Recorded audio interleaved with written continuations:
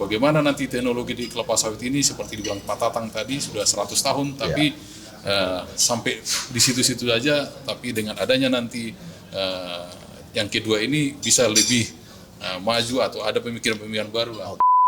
Image perusahaan, kalau dia sudah memberikan yang fundamental right tadi, ya tentu image itu pun sudah bagus. Artinya apa?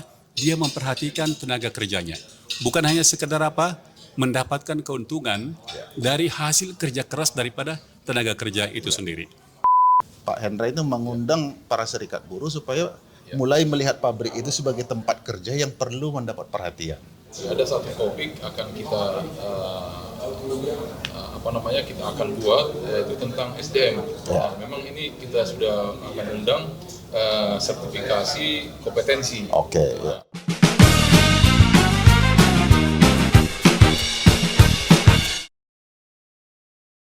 Ketemu lagi dalam podcast kali ini bersama saya Sumarjono Saragi dalam sebuah tema penting di kelapa sawit tentang pabrik, teknologi dan talent in palm oil. Sebuah event yang kali kedua. Memang topik ini agak jarang dibicarakan, tapi kali ini kita akan bicarakan bagaimana manusia atau pekerja di pabrik sawit Indonesia banyak disoroti tentang ketenagakerjaan. Dan selama ini sorotan itu lebih banyak ke kebun kelapa sawit. Kali ini kita coba mengangkat bagaimana pekerja, talent orang di pabrik kelapa sawit. Pak Hendra sama Pak Posma, dua penyelenggara event penting dalam pabrik kelapa sawit, dalam industri sawit secara keseluruhan. Mungkin ke penyelenggara dari sisi background dan tujuan. Judulnya Second TPOM 2024, berarti pernah ada yang pertama kan gitu ya. Itu backgroundnya, boleh cerita sedikit? Ya, jadi terima kasih Pak Sumarjono Saragi. Ini sebenarnya Pak Sumarjono Saragi ini tidak asing lagi di perkelapa sawitan Indonesia. Luar biasa, saya tahu betul beliau ini bagaimana meniti karir sampai saat ini. Kalau tidak mengenal Pak Sumarjono di dunia sawit, berarti itu bukan orang sawit, kira-kira. Jadi terima kasih Pak. Kami menyelenggarakan ini memang ini yang kedua. Nah, terus terang aja karena kami ada perkumpulan namanya Perkumpulan Praktisi Profesional Perkebunan Indonesia. Ini murni usulan atau pemikiran mereka para praktisi. Nah, tentu tadi benar apa yang disampaikan Pak Sumarjono tadi. Memang selama ini banyak di hulu yang sudah banyak membahas tentang bagaimana di kebun. Nah, tetapi dalam peningkatan rendemen atau produktivitas tidak cukup hanya di hulu. Nah, di pabrik ini hal yang penting juga. Artinya di pabrik ini harus kita ada suatu acara atau konferensi bagaimana para praktisi di mil bagi pengalaman, berbagi ilmu untuk sama-sama mari antara hulu dan pabrik ini biar sinergi. Ya, nah, para praktisi yang tergabung dalam P3P ini, nah saya hanya menampung ide mereka. Oke. Dengan pemikiran-pemikiran dan pengalaman-pengalaman mereka, nah kami buatlah namanya TPOMI, Teknologi Palm Oil Mill Indonesia Conference dan Exhibition. Jadi kali ini kami yang kedua, yang pertama waktu itu di Jakarta kami selenggarakan, itu di Sahid, dan itu kami selenggarakan sebenarnya itu hanya 2 bulan waktu itu tahun lalu. Jadi boleh dikatakan karena ngopi-ngopi lah, terbentuklah acara itu. Nah, waktu itu hanya dihadiri 250 orang peserta dan hanya 3 eksibitor. Nah, kali ini yang kedua sengaja kami buat di Bandung. Karena memang Bandung ini boleh dikatakan karena ada ITB di sana identik dengan teknologi. Nah, kami pilihlah Bandung supaya bagaimana nanti teknologi di kelapa sawit ini seperti dibilang Pak Tatang tadi sudah 100 tahun, tapi sampai di situ-situ aja. Tapi dengan adanya nanti yang kedua ini bisa lebih maju atau ada pemikiran-pemikiran baru lah tentang teknologi di kelapa sawit. Nah, inilah yang menjadi latar belakang pemikiran-pemikiran kami sehingga melahirkan yang kedua, teknologi palm oil mill Indonesia. Dan sampai saat ini yang sudah bergabung dengan kami ada 20 perusahaan yang penyedia teknologi baik dalam negeri maupun luar negeri. Tapi hampir 80% dari luar negeri pelaku teknologi di kelapa sawit. Nah, kalau peserta, nah ini memang menjadi tantangan kita bagaimana ada 2.000 pabrik kelapa sawit di Indonesia seharusnya hadir dalam acara ini untuk lebih banyak mengetahui perkembangan terkini baik dari luar negeri maupun di Indonesia sendiri. Itu kira-kira Pak. Baik, menarik. Ini tentu kita ucapkan selamat kepada media perkebunan dan perkumpulan praktisi perkebunan Indonesia yang secara nama fokus kepada manusia begitu ya. Memang sawit kita ini makin banyak dilihat, disoroti dari bagaimana manusia yang terlibat di dalamnya dalam konteks keberlanjutan. Bahkan dalam ISPO tertulis atau masuk dalam prinsip nomor 4, tanggung jawab ketenagakerjaan.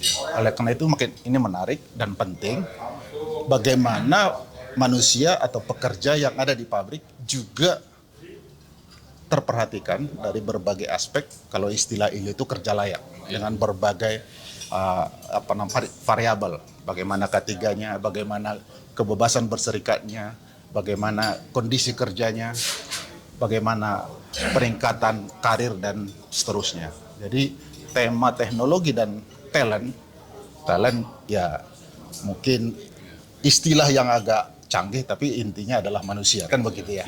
Manusia yang menjalankan pabrik dan yang mengerjakan pabrik. Pertanyaan saya ke Pak Posma Sinurat sebagai penyelenggara dari sisi konten. Ini dua pilihan tema besar yang penting. Teknologi untuk efisiensi karena perkembangan zaman. Tapi manusia, kalau kita lihat piramida di perkebunan kelapa sawit, itu 95% itu memang low skill labor atau pekerja dengan pendidikan yang rendah, skillnya juga rendah. Tantangan kita bagaimana mereka juga diperhatikan karena semakin banyak persyaratan. Salah satu yang agak bahasanya lugas adalah K3 menjadi fundamental right at work, menjadi hak di tempat kerja. Artinya ketika pekerja melihat itu tidak aman, dia berhak menolak. Nah, ini apa kira-kira yang dibawa dalam acara ini dari aspek manusianya? Ya, terima kasih banyak Pak Sumarjono sudah mengundang kami ke podcast ini. Kami panitia TIPOM 18-19 Juli 2024 di Bandung ya. Ini sebenarnya pertanyaan yang cukup bagus, tetapi memang jarang diperhatikan orang. Ya, jarang diperhatikan. Tetapi memang sekitar 5 tahun terakhir ini, terutama dari pihak Bapak dari GAPKI itu memang cukup gencar ya untuk mensosialisasikan bahkan mengkampanyekan itu. Jadi itu sesuatu yang sangat penting. Oleh karena itu juga kita masukkan updating teknologi dan juga talent. Talent itu ya tentu ya manusia, tenaga kerjanya gitu. Jadi sebenarnya kenapa kita gabungkan antara teknologi dengan talent ini? Karena apa? Teknologi yang tinggi tentu membutuhkan talent yang kualitasnya lebih bagus lagi. Nah makanya ketika kita memperhatikan teknologi yang lebih tinggi, tentu kita harus memperhatikan talent ini. Nah dari sisi talentnya tentunya, kenapa kita kaitkan? Ya, talent itu kan sebenarnya teknologi ini tidak akan bermakna kalau talent ini tidak ada. Nah, bagaimana mungkin ini teknologi ini bermakna kalau talent yang ada pun tidak kita perhatikan? Fundamental rights seperti tadi, seperti K3, misalnya gaji yang sesuai dengan UMR dan segala macam itu hak-haknya. Ini sesuatu yang sangat berkaitan dengan apa? Dengan teknologi tadi. Ya tentunya image perusahaan. Kalau dia sudah memberikan yang fundamental right tadi, ya tentu image itu pun sudah bagus. Artinya apa? Dia memperhatikan tenaga kerjanya. Bukan hanya sekedar apa? Mendapatkan keuntungan dari hasil kerja keras daripada tenaga kerja itu sendiri. Tenaga kerja itu ada memang karena mereka membutuhkan pekerjaan. Nah, jadi makanya ini kita angkat, tentunya kita menyadari itu. Teknologi yang bagus tidak akan mungkin bisa bagus kalau talentnya tidak kita perhatikan. Oke, tapi perhatian ataupun sorotan itu banyak ke dalam para pekerja yang di bawah. Ada banyak hal yang dipertanyakan di industri sawit. Pabrik memang sedikit tidak terlalu disorotin ya dibanding dengan kebun. Tapi kita mau pabrik karena tidak sorotin bukan berarti lupa kan gitu ya. Supaya pabrik juga benar-benar menerapkan keberlanjutan dalam aspek manusia. Pertanyaannya bahwa para pekerja di pabrik kelapa sawit dengan skill yang relatif rendah, pendidikan yang juga rendah, bahkan Kepala Disnaker Provinsi Riau mengatakan industri sawit adalah industri yang paling sosial. Saya tanya, kenapa Pak Kadis? Ya karena bisa menerima segala macam level pendidikan. Kan tidak semua industri gitu kan. Oleh karena itu, ya walaupun dengan kualitas pendidikan yang masih rendah, tapi tetap juga kita perhatikan aspek kesejahteraan perlindungannya. Yang menjadi menantang dengan adanya teknologi yang dikelola, diciptakan para talent-talent yang punya ekspertis di sana, berarti akan berdampak kepada pengurangan. Nah, ini kira-kira tren pabrik, katanya tadi ada 1.800 pabrik di Indonesia. Kalau dengan teknologi ini dibawa, diimplementasikan akan mengurangi pekerja, ini juga menjadi tantangan baru. Atau setidaknya dibutuhkan pelatihan baru, skilling, upskilling, atau reskilling gitu ya. Ini kira-kira sudah ada tren itu enggak? Ya, memang ini tentunya tren ini ada. Kalau kita perhatikan dulu, pabrik yang sangat manual, misalnya dengan menggunakan lori-lori yang 2,5 ton, itu kan di loading rem itu saja pun kalau 2 shift bisa tenaga kerjanya 16 orang. Nah, tetapi ketika dia beralih misalnya kembali ke sistem vertikal, nah tentunya kan hanya menjadi 4 orang atau 5 orang. Jadi sudah ada penurunan yang signifikan sebenarnya di sana. Nah, jadi bagaimana tenaga kerja yang ada saat ini? Jadi memang di sini kita butuhkan satu growth, pertumbuhan. Ya, pertumbuhan apa? Satu tentunya apa? Bagaimana pabrik ini, ya, bagaimana pabrik ini juga bisa, ini memang agak cukup bertentangan dengan apa ya, pertumbuhan plantation atau apa. Tapi kan pabrik ini juga masih diperlukan pertumbuhan. Kenapa diperlukan pertumbuhan? Nah sekarang kan di perkebunan juga misalnya 1 ton, ya 1 hektar. Nah dulunya kan 20 ton, naik lagi menjadi 25 ton, 30 ton, 40 ton. Dan sekarang kan sudah bahkan di atas itu. Nah dengan itu sebenarnya makanya pabrik itu juga akan bertambah. Nah disitulah sebenarnya walaupun dia ada teknologi-teknologi yang bagus atau yang update, yang bisa mengurangi orang, tetapi jumlah pabriknya akan bertambah karena yield per hektar daripada kebun itu naik. Nah sehingga itulah yang akan menampung itu nantinya. Nah sehingga apa? Orang-orang yang kerja di pabrik kelapa sawit itu, walaupun dia disebut quote and quote bahwa dia adalah tenaga kerja yang levelnya tidak dalam tanda petik kualifikasinya kurang tinggi, tetapi masih bisa dipertahankan, dia bisa sustain. Karena apa? Sustain daripada tenaga kerja itu juga menjadi sustain bagi perusahaan. Nah, bagaimana sebuah perusahaan bisa sustain kalau tenaga kerjanya juga tidak sustain? Ya, jadi itu dikorelasikan seperti itu. Jadi di pihak kebunnya juga dari pihak input TBS-nya, produktivitasnya meningkat, pabrik juga tentu bertambah. Karena yield per hektarnya itu akan bertambah juga. Dan ruang untuk peningkatan produktivitas itu masih besar di Indonesia. Masih besar. Di petani dan di beberapa perusahaan yang bisa ditingkatkan. Walaupun tanpa mengembangkan lahan baru. Ya, itu dia. Jadi intensifikasi, bukan ekstensifikasi. Intensifikasi bisa menambah jumlah pabrik dan menampung tenaga kerja. Ya, ini trennya memang terus semakin besar untuk memperhatikan manusia. Salah satu yang terbaru adalah K3. Bahkan secara nasional baru saja di launching panduan K3 nasional.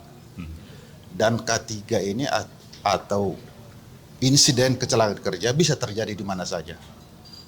Di tempat kerja yang paling tradisional sampai yang paling canggih. Terbukti di Bandara Haneda, Jepang bisa tabrakan pesawat. Ini di bandara yang sudah modern dengan teknologi canggih. Smelter di Morowali dengan teknologi yang sedemikian rupa bisa juga terjadi kecelakaan. Ya, kita tidak mau karena tidak sadar, tidak tahu, belum memahami atau tidak punya SOP, kita mau sawit ini terdepan dalam melindungi pekerja supaya tidak terjadi kecelakaan. Karena kecelakaan itu seringkali karena kelalaian. Iya. Nah, ini bagaimana kira-kira konferensi ini atau event ini mempromosikan K3, karena pabrik ini salah satu tempat yang agak rentan terhadap itu ya. Kira-kira trennya sekarang ini di pabrik, kesadaran K3 dan misi yang dibawa dari konferensi ini. Ya, jadi ketiga itu kan seperti tadi disebutkan ada fundamental right. Ya. Jadi hak dasar daripada tenaga kerja itu sendiri, dan itu merupakan kewajiban bagi pengusaha untuk menyediakan itu. Ya. Kalau pengusaha tidak menyediakan itu, artinya pekerja itu bisa menuntut itu. Ya. Karena apa? Ini sudah hak dasar. Oke. Nah, ketika mereka bekerja merasa aman dan merasa nyaman, maka tentu dia mengoperasikan teknologi yang update tadi, dia akan bisa lebih kompeten. Ya. Nah, dia situasinya sudah kondusif, dia aman, merasa nyaman, dia belajar pun dia sudah lebih kondusif, maka dia bisa meningkatkan kompetensinya untuk mengoperasikan teknologi tersebut. Ya, tentunya di pabrik sawit saat ini itu sudah merupakan suatu kewajiban. Ya, jadi saya pikir kita juga selaku praktisi ketika kita berkunjung ke pabrik, sudah rata-rata sudah ada departemen K3 ini yang menghandle tentang K3 karena itu memang sudah hak dasar. Jadi untuk pabrik memang bisa saya sampaikan bahwa itu sudah ada, tapi mungkin ada beberapa yang masih hanya departemennya saja. Nah, ini yang perlu juga dari kami, dari P3PD dan media perkebunan bekerja sama. Ini bagaimana kita nanti memberikan dorongan-dorongan kepada pengusaha supaya tidak hanya sekedar departemen, tetapi diimplementasikan sehingga benar-benar perusahaan itu sustain karena karyawannya sustain. Istilah yang saya dapatkan akhir-akhir ini, K3 itu harus bagian dari proses bisnis. Artinya kegiatan apapun tidak boleh dilakukan bila tidak memenuhi syarat safety. Gitu. Oleh karena itu melakukan kesadaran atau kepatuhan terhadap safety itu kan tidak seperti Pak Posma bilang tadi, tidak sekedar pengusaha menyediakan mengendorse. Harus ada kesadaran pekerja. Kan gitu. Oleh karena itu kita coba pengusaha dan pekerja itu intensif berdialog.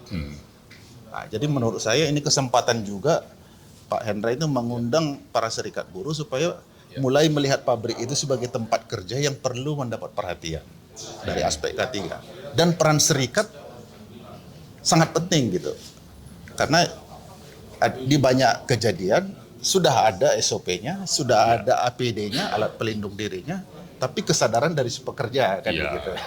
Jadi ini kira-kira bagaimana ini para praktisi SDM, para serikat buruh, ini saya pikir perlu juga ini diikutkan.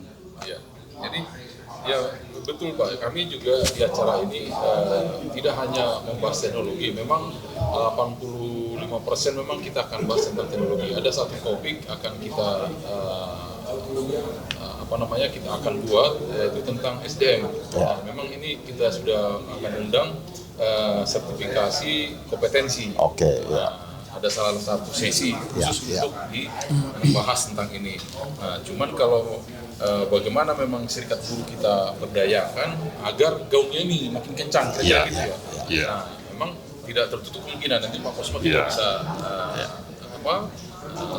sisipkan satu topik atau satu pembicara bagaimana peranan buruh atau peranan serikat pekerja bisa hadir di sini untuk ini menjadi budaya, jangan hanya semboyan, kira-kira begitu.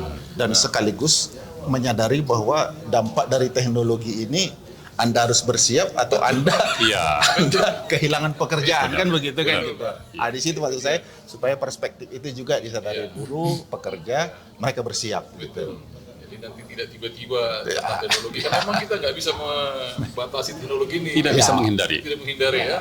Nah, ini kan akan terus ya. Makanya pilihan tema ini teknologi dan talent bisa menjadi sejalan atau bisa menjadi saling membunuh kan begitu kan?